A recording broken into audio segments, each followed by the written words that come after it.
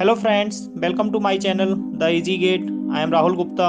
If you are new to my channel, please subscribe, share and like video. Don't forget to press the bell icon to get the latest update and provide your valuable comments. Hello everyone, welcome to the easy gate. तो हम analogue की series start कर चुके थे। Analogue की series में हमने last lecture में बीजेटी स्टार्ट कर लिया था और बीजेटी के हमने एक्टिव मोड में उसकी ऑपरेशन देख ली थी। उसमें कौन कौन से करंट कंपोनेंट थे, कहाँ के कैरियर कहाँ जा रहे थे, कहाँ इलेक्ट्रॉन इंटर कर रहे थे, कहाँ इलेक्ट्रॉन लीव कर रहे थे। हमने ये सब कुछ देख लिया था। कौन सा जंक्शन फॉरवर्ड बायस में है, कौन सा जंक्शन रिवर्स बायस में। जब एक्टिव रीजन में काम करता है तो इमीटर जंक्शन फॉरवर्ड बायस में होता है और कलेक्टर जंक्शन रिवर्स बायस में होता है। इतना इतना हमने कल देख लिया था। अब देखते हैं, एक छोटा सा टॉपिक है बट इस टॉपिक से थ्योरेटिकल क्वेश्चन बहुत बनते हैं, खास करके एसएससीजी और आईएएस में। और गेट के 1 मार्क क्वेश्चन में हमेशा एक ना एक क्वेश्चन आ जाता है। थ्योरेटिकल क्वेश्चन बहुत बन जाते हैं इससे कि अपना टॉपिक है अर्ली इफेक्ट और बेस विड्थ मॉड्यूलेशन। इस टॉपिक से एक ना एक क्वेश्चन जरूर बन जाता है कि क्या है, इसके क्या क्या इफेक्ट होते हैं, इसकी वजह से क्या चीज बढ़ती है, क्या चीज कम होती है, इसमें कौन सा ब्रेक डाउन हो सकता है, वो उस ब्रेक डाउन को हम बोलते क्या है। तो इस तरह से क्वेश्चन आते हैं आपके। तो थ्योरेटिकल क्वेश्चन बहुत बन जाते हैं। तो एक छोटा सा टॉपिक है, ये ज्यादा बड़ा टॉपिक नहीं है। तो स्टार्ट करते हैं अपना टॉपिक अर्ली इफेक्ट और बेस विड्थ मॉड्यूलेशन। शुरू से लेके एंड तक देखिए, थ्योरी का एक एक पॉइंट आपके पकड़ में आना चाहिए, क्योंकि थ्योरी का एक एक पॉइंट आपसे पूछा जा सकता है। तो एक भी मिनट का आप स्किप मत करो, शुरू से लेके एंड तक देखो। अर्ली इफेक्ट है क्या कि जब बीजेटी एक्टिव रीजन में काम करता है तो हमें इतना पता है कि जो इमीटर जंक्शन है वो फॉरवर्ड वाइज होता है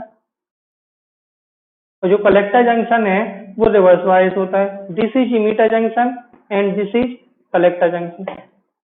अब हमें इतना पता है कि इमीटर हाईली डोप्ड होता है, उससे कम होता है कलेक्टर, और बेस सबसे लाइटली डोप्ड होता है। सबसे लाइटली डोप्ड होता है बेस। तो जब बीजेटी एक्टिव रीजन में काम करता है तो कलेक्टर जंक्शन रिवर्स बायस में काम करेगा with the application of voltage BCB. यहाँ पे मैंने वोल्टेज लगाया है बीसीबी। मैंने यहाँ पे पीएनपी ट्रांजिस्टर लिया है, इसका मतलब एन साइड आपका कनेक्ट होगा पॉजिटिव से और पी साइड कनेक्ट होगा आपका निगेटिव से।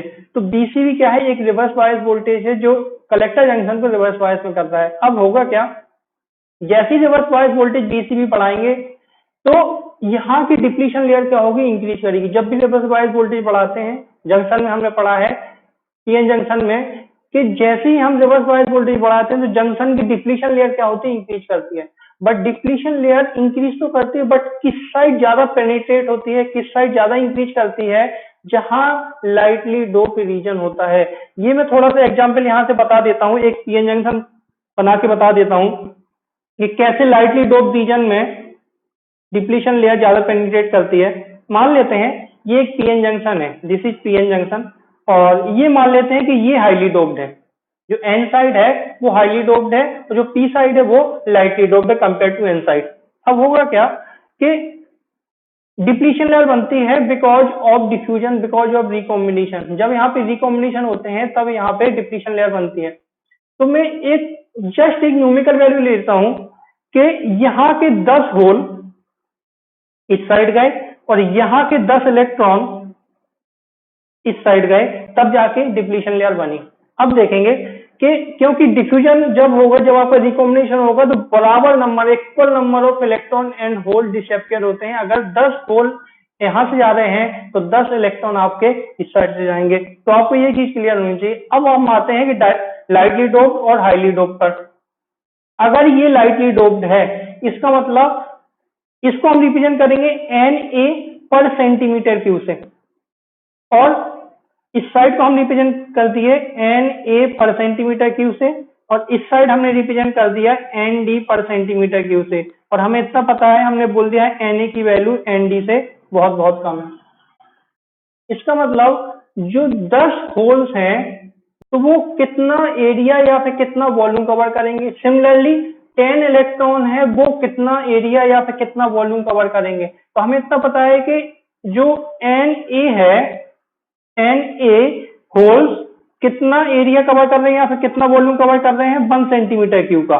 इसका मतलब यही तो है, एन ए पर सेंटीमीटर क्यूब मतलब है कि 1 सेंटीमीटर क्यूब में एन ए होल है। और एनडी पर सेंटीमीटर क्यूब का मतलब है कि पर सेंटीमीटर क्यूब में एनडी इलेक्ट्रॉन है। तो एनए होल्स के लिए कितना वॉल्यूम चाहिए? 1 सेंटीमीटर क्यूब। सो एक होल के लिए कितना चाहिए? 1/Na। सिमिलरली हमने बोला है कि 10 होल्स जा रहे हैं, डिफ्यूजन हो रहा है, 10 होल्स का रिकॉम्बिनेशन हो रहा है, तो कितना एरिया या कितना वॉल्यूम कवर करेंगे? तो 10/Na।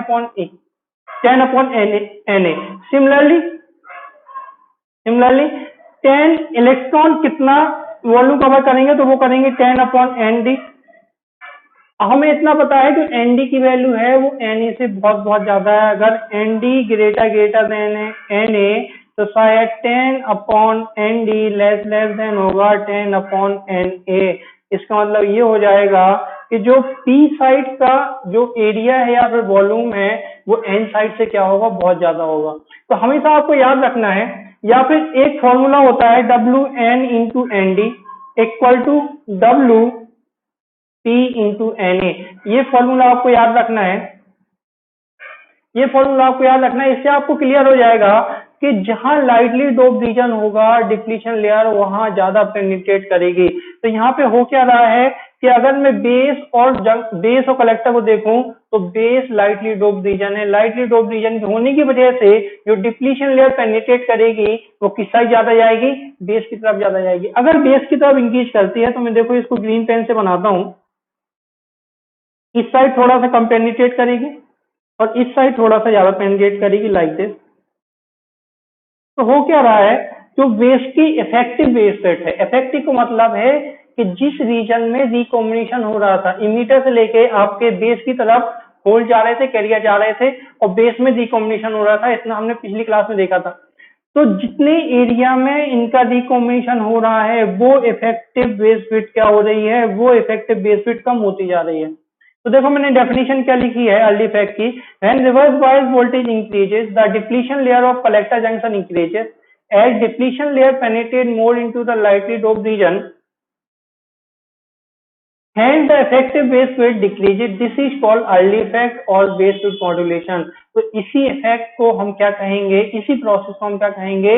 अर्ली इफेक्ट और बेस विड्थ मॉड्यूलेशन। इसका मतलब जो बेस की विड्थ है वो घट बढ़ रही है, उसी को हम क्या कहते हैं? मॉड्यूलेशन। उसी को हम एक वर्ड में कहते हैं मॉड्यूलेशन। तो इसी प्रोसेस को हम कहेंगे बेस विड्थ मॉड्यूलेशन। तो ये तो होगी प्रोसेस। अब इसके कंसेक्वेंसेस क्या हैं? क्या क्या इफेक्ट होंगे, क्या क्या रिजल्ट होने वाले हैं? तो हम मेन चीज है हमें वही कंसेक्वेंसेस देखना। तो हम देख लेते हैं क्या क्या कंसेक्वेंसेस हैं। Consequences of early effect. तो मेनली यहाँ पर 3 इफेक्ट हमें पढ़ने हैं और तीनों इफेक्ट से क्वेश्चन आ जाता है, थ्योरेटिकल क्वेश्चन आ जाता है एक एक नंबर में। तो हमें तीनों इफेक्ट पढ़ने हैं एक एक करके। पहला इफेक्ट है कि अल्फा कॉमा बीटा की वैल्यू क्या हो जाएगी? इंक्रीज कर जाएगी। अल्फा और बीटा की वैल्यू इंक्रीज कर जाएगी। हम ये देखना है कैसे इंक्रीज करेगी। कि जैसे ही हमने बीसीबी की वैल्यू बढ़ाई, ध्यान से देखते जाएंगे, बीसीबी बढ़ाएंगे तो इफेक्टिव बेस विड्थ क्या हो रही है? इफेक्टिव बेस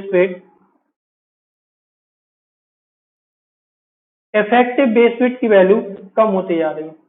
अगर इफेक्टिव बेस विड्थ की वैल्यू कम होगी तो हमें इतना पता है कि number of recombination inside base, इसकी वैल्यू क्या हो जाएगी? कम हो जाएगी। इनसाइड बेस इसकी वैल्यू कम हो जाएगी, क्योंकि जितना एरिया कम होगा बेस का, जितनी विड्थ कम होगी बेस की, उसमें रिकॉम्बिनेशन उतने ही कम होंगे। ये चीज हम पहले पढ़ चुके हैं पहली क्लास में। अगर रिकॉम्बिनेशन कम होगा तो हमने वहां पे एक फैक्टर पढ़ा था, बेस ट्रांसपोर्ट फैक्टर। वो क्या शो कर रहा था कि बेस में कितना रिकॉम्बिनेशन हो रहा है। अगर रिकॉम्बिनेशन जितना कम होगा, अपना ट्रांसपोर्टेशन मतलब ट्रांजिस्टर एक्शन जो हमने पिछली क्लास में पढ़ा था, ट्रांजिस्टर एक्शन उतना इफिशियंट होगा।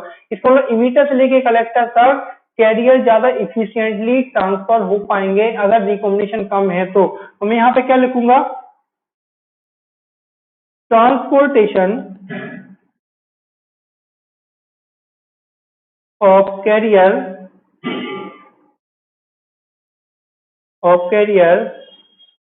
Becomes effective. अगर ये इफेक्टिव होगा, रिकॉम्बिनेशन कम होंगे, तो इतना श्योर हो जाएगा कि जो बीटा स्टार हमने पढ़ा था बेस ट्रांसपोर्ट फैक्टर, उसकी वैल्यू क्या हो जाएगी? इंक्रीज कर जाएगी। अगर बेस ट्रांसपोर्ट फैक्टर की वैल्यू इंक्रीज करेगी तो पक्का है, हमने अल्फा की वैल्यू क्या लिखी थी, alpha equal to gamma into beta star. तो अल्फा की वैल्यू क्या हो जाएगी, इंक्रीज कर जाएगी। बट अल्फा की वैल्यू बहुत कम इंक्रीज करती है। अल्फा की वैल्यू मान लेते हैं 0.99 से 0.992 हो गई, बट बीटा की वैल्यू क्या हो जाएगी, बहुत ज्यादा बढ़ जाएगी। बहुत ज्यादा बढ़ने का मतलब है अल्फा की वैल्यू तो बहुत कम होगी। अल्फा है क्या, कॉमन बेस का करंट गेन है। तो अल्फा की वैल्यू बहुत कम इंक्रीज है। मान लेते हैं अल्फा की वैल्यू 0.99 से 0.992 हो गई, एक न्यूमेरिकल वैल्यू लेते हैं। तो बीटा इक्वल टू क्या होता है, बीटा इक्वल टू होता है अल्फा अपॉन 1 माइनस अल्फा, ये होता है। तो बीटा की वैल्यू कहां से कहां तक बढ़ जाएगी, अगर 0.99 है तो ये होगा 99, अगर 0.992 है तो ये होगा 124। इसका मतलब बीटा की वैल्यू तो बहुत ज्यादा बढ़ गई, 99 से 124। अल्फा की वैल्यू आप कंसीडर करो ना करो अपनी प्रोसेस में कोई इफेक्ट नहीं आएगा ज्यादा, क्योंकि अल्फा की वैल्यू बहुत कम माइन्यूट चेंज हो रहा है, बट बीटा की वैल्यू कंसीडरेबल चेंज हो रहा है, मतलब हमें उसको कंसीडर करना ही पड़ेगा। जब हम कॉमन इमीटर पढ़ेंगे, कॉमन इमीटर कॉन्फ़िगरेशन में हमें बीटा का जो इंक्रीमेंट हो रहा है बिकॉज ऑफ अर्ली इफेक्ट, उसको कंसीडर करना ही पड़ेगा बिकॉज ऑफ अर्ली इफेक्ट। इसलिए कॉमन इमीटर में हम इस बीटा के इंक्रीमेंट को कंसीडर करेंगे। जब हम कॉमन बेस पढ़ेंगे तो कॉमन बेस में अल्फा की वैल्यू इंक्रीज तो हो रही बहुत, बट बहुत ही माइन्यूट चेंज हो रही है। अगर माइन्यूट चेंज हो रही है तो अगर हम इंक्रीज उसको कंसीडर करें और ना करें ज्यादा इफेक्ट नहीं आएगा, बट हमें कॉमन इमीटर में इसका इफेक्ट कंसीडर करना ही पड़ेगा। तो पहला इफेक्ट तो यही था कि अल्फा की वैल्यू इंक्रीज हो गई एंड बीटा की वैल्यू इंक्रीज हो गई। अल्फा बहुत कम इंक्रीज हुआ बट बीटा क्या हो गया, बहुत ज्यादा इंक्रीज हो गया। सेकंड इफेक्ट देखेंगे, सेकंड इफेक्ट क्या है कि सेकंड इफेक्ट है the current through the emitter junction, the current through emitter junction, emitter junction, इसका मतलब आई की वैल्यू क्या हो जाएगी, इंक्रीज हो जाती है। अब हमें यही देखना है कि आई की वैल्यू इंक्रीज कैसे होगी। अब आई है क्या, आई है एक फॉरवर्ड बायस करंट, और फॉरवर्ड बायस करंट क्या होती है, एक डिफ्यूजन करंट होती है। बिकॉज ऑफ डिफ्यूजन, डिफ्यूजन की वजह से जो करंट होगी वही क्या है, अपनी फॉरवर्ड बायस करंट है। तो आई बेसिकली है क्या, आई है डिफ्यूजन करंट, आई है डिफ्यूजन करंट। और जो डिफ्यूजन करंट होती है वो ऑलवेज प्रोपोर्शनल होता है कंसंट्रेशन ग्रेडियंट के, कंसंट्रेशन ग्रेडियंट के। और कंसंट्रेशन ग्रेडियंट होता क्या, अगर मैं पीएनपी की बात कर रहा हूं तो ये हो जाएगा del P upon del X, जो कंसंट्रेशन ग्रेडियंट है वही हो जाएगा del P upon del X. तो आई की वैल्यू जो डिपेंड करेगी वो कंसंट्रेशन ग्रेडियंट पर डिपेंड करेगी। अब हमें इतना पता है कि हम जो बीसीबी बढ़ा रहे हैं तो बीसीबी बढ़ाने पर इफेक्टिव बेस वेट कम हो रहा है। अगर इफेक्टिव बेस वेट कम हो रहा है इसको मतलब डेल एक्स की वैल्यू कम होती जा रही है। ऐसा मैं क्यों बोल रहा हूं, देखेंगे पिक्टोरियल थोड़ा सा मैं यहाँ पे शो कर रहा हूं कि ये मान लेते हैं ये बेस है, ये बेस है, ये इमीटर है, और यहाँ से कैरियर आपके डिफ्यूज हो रहे हैं। तो अगर इसको इतनी विड्थ मिल जाती है, इतनी विड्थ मिल जाती है, तो ये कैरियर कैसे डिफ्यूज होंगे, लाइक दिस, ऐसे डिफ्यूज होंगे। बट अगर इसको सिर्फ इतनी ही बिट मिलती है, मान लेते हैं सिर्फ इतनी बिट मिलती है, तो जो डेल एक्स की वैल्यू है वो वैल्यू कम होती जा रही है। ये तो डेल एक्स है, यही तो कंसंट्रेशन ग्रेडियंट है, इसकी वैल्यू कम होती जा रही है। अगर इसकी वैल्यू कम होती जा रही है इसका मतलब कंसंट्रेशन ग्रेडियंट बढ़ता जा रहा है। या फिर दूसरी लैंग्वेज में हम ऐसे देखें, हमने कल क्या पढ़ा था, पिछले लेक्चर में हमने ये पढ़ा था कि बेस में रिकॉम्बिनेशन होता है, और बेस में रिकॉम्बिनेशन की वजह से बेस कैसा होता जाता था। जब हमने पीएनपी लिया था तो बेस में रिकॉम्बिनेशन हो रहा था, तो बेस के इलेक्ट्रॉन लूज हो रहे थे। अगर इलेक्ट्रॉन लूज हो रहे थे तो वो कैसा हो रहा था, पॉजिटिवली चार्ज हो रहा था। बट मैं क्या बोल रहा हूँ कि रिकॉम्बिनेशन कम हो रहा है। अगर रिकॉम्बिनेशन कम हो रहा है इसका मतलब वो कम पॉजिटिव चार्ज हो पा रहा है। अगर कम पॉजिटिव चार्ज हो पा रहा है इसका मतलब नंबर ऑफ होल्स क्या हो जाएंगे, नंबर ऑफ होल्स बहुत ज्यादा इंक्रीज कर जाएंगे। अगर नंबर ऑफ होल्स इंक्रीज करेंगे इमीटर से लेके बेस की तरफ, तो शायद इतना श्योर है कि इमीटर करंट तो बढ़नी ही बढ़नी है। तो जो आई की वैल्यू हो जाएगी वो क्या हो जाएगी, बढ़ जाएगी। तो मैं यहाँ पे लिख रहा हूँ कि बीसीबी जैसी बढ़ा, बीसी बढ़ेगा तो इफेक्टिव बेस वेट,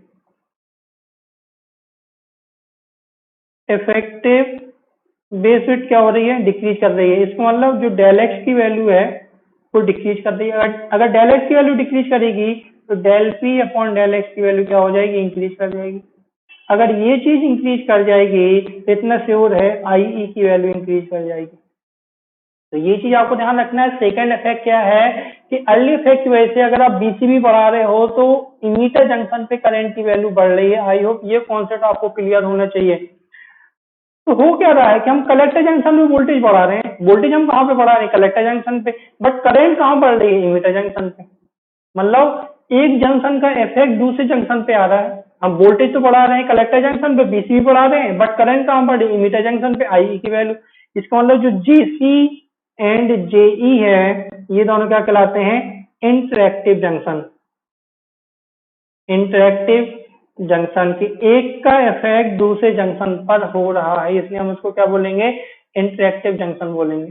तो ये तो हो गया दूसरा इफेक्ट। पहला इफेक्ट क्या था, अल्फा और बीटा की वैल्यू बढ़ रही थी। दूसरा इफेक्ट क्या है, जेसी और जेई की वैल्यू, सॉरी आईई की वैल्यू क्या हो रही है, बढ़ रही है। जो तीसरा इफेक्ट है बहुत इंपॉर्टेंट है वो समझने के लिए, तीसरा इफेक्ट समझेंगे। तीसरा इफेक्ट है पंच थ्रू। इससे क्वेश्चन पूछा गया है कि पंच थ्रू कब अकर होता है, पंच थ्रू और रीच थ्रू, इसी को हम बोलते हैं रीच थ्रू कैन अकर। अब है क्या ये पंच थ्रू कंडीशन, पंच थ्रू प्रोसेस है क्या। तो मैं यहाँ पे फिर से बनाता हूँ एक पीएनपी ट्रांजिस्टर। एक पीएनपी ट्रांजिस्टर है जिसमें हमने कलेक्टर जंक्शन को रिवर्स बायस में डाल रखा है। ये कलेक्टर जंक्शन है जेसी, ये इमीटर जंक्शन है जेई, और इसको हमने क्या किया, ये हम पीएनपी की बात कर रहे हैं, पीएनपी, और इसको हमने क्या किया, रिवर्स बायस में कर दिया। ये प्लस है ये माइनस है, ठीक। ये बीसीबी है। अब अगर बीसीबी बढ़ाएंगे तो होगा क्या, बीसीबी की वैल्यू बढ़ाते जा रहे हैं तो इफेक्टिव बेस विड्थ कम होती जा रही है। बट एक वैल्यू ऐसी आएगी ना कि हो सकता है इफेक्टिव बेस विड्थ 0 ही हो जाए। कि इसका मतलब जो डिप्लीशन लेयर है वो पूरी की पूरी कहाँ पेनिट्रेट कर जाए, बेस रीजन में पेनिट्रेट कर जाए। मतलब बेस की जो इफेक्टिव बेस विड्थ है वो तो 0 ही हो गई। अगर 0 हो गई तो होगा क्या, जो इमीटर एंड कलेक्टर हैं ये इलेक्ट्रिकली शॉर्ट सर्किटेड हो जाएंगे। इलेक्ट्रिकली शॉर्ट सर्किटेड का मतलब है कि यहाँ पे कैरियर्स क्या है, होल्स, मेजॉरिटी कैरियर्स क्या है, होल्स, और ये क्या है आपका निगेटिव टर्मिनल। ये होल्स क्या होंगे, इस निगेटिव टर्मिनल से हाईली अट्रैक्ट होंगे, हाईली अट्रैक्ट होंगे। ये होल्स इस नेगेटिव टर्मिनल से हाईली अट्रैक्ट होंगे, और हाईली अट्रैक्शन की वजह से क्या होगा, जब कैरियर हाईली अट्रैक्ट होंगे तो हाई अमाउंट ऑफ करंट भी फ्लो होगी। एकदम से आपकी सडनली करंट क्या हो जाएगी, इंक्रीज कर जाएगी। तो ये चीज कब होती है, जब कभी शॉर्ट सर्किट होता है तभी होता है ये चीज। इसलिए हमने क्या बोला कि इमीटर और कलेक्टर कैसे हो गए, इलेक्ट्रिकली शॉर्ट सर्किट। इलेक्ट्रिकली का मतलब है कि यहाँ पे करंट की वैल्यू बहुत ज्यादा बढ़ रही है।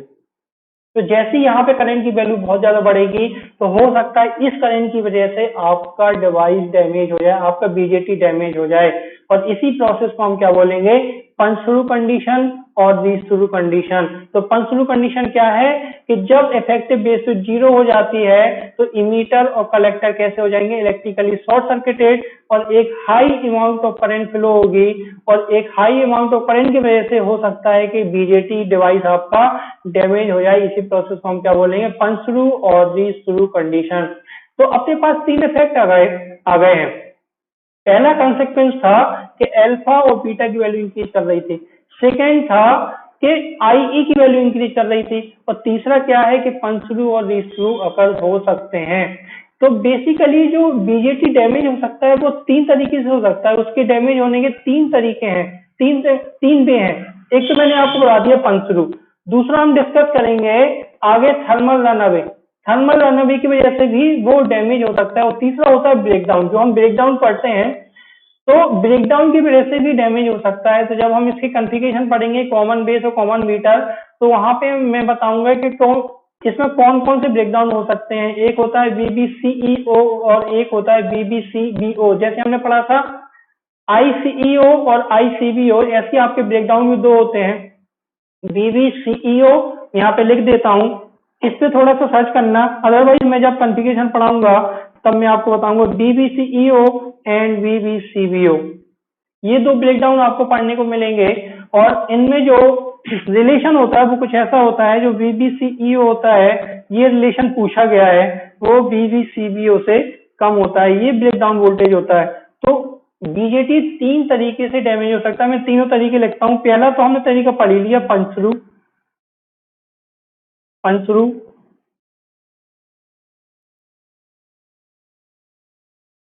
सेकेंड होता है ब्रेकडाउन, जो हम अभी कॉन्फ़िगरेशन में पढ़ेंगे। और तीसरा होता है थर्मल रनअवे, जिसकी प्रोसेस हम पढ़ेंगे थर्मल रनअवे है क्या। इन 3 तरीके से बीजेटी डैमेज कर सकता है। तो आज का जो लेक्चर है वो थ्योरेटिकली बहुत ज्यादा इंपॉर्टेंट है। थ्योरेटिकल क्वेश्चन इससे बहुत पूछे जाते हैं, न्यूमेरिकल तो ठीक है, पूछे ना पूछे कोई दिक्कत नहीं है।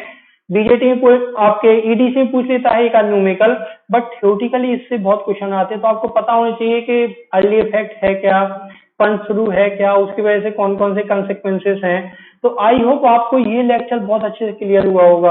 अगर कुछ भी डाउट है तो आप अपने डाउट कमेंट बॉक्स में जरूर लिखें और मुझे जरूर बताएं कि आपको इस वीडियो का सबसे अच्छा पार्ट कौन सा लगा है और मैं और किस टॉपिक पे वीडियो बनाऊंगा। अभी आपका कौन सा टॉपिक ऐसा है जो कमजोर है, अदरवाइज मैं तो अभी एनालॉग करा ही रहा हूँ, आप भी सजेस्ट करें कि आपका कौन सा टॉपिक कमजोर है और मैं किस टॉपिक को ज्यादा अच्छे से एक्सप्लेन करूँ ताकि आपके कॉन्सेप्ट क्लियर हो जाए। तो if you really like my video please like share and subscribe to the channel. Thank you.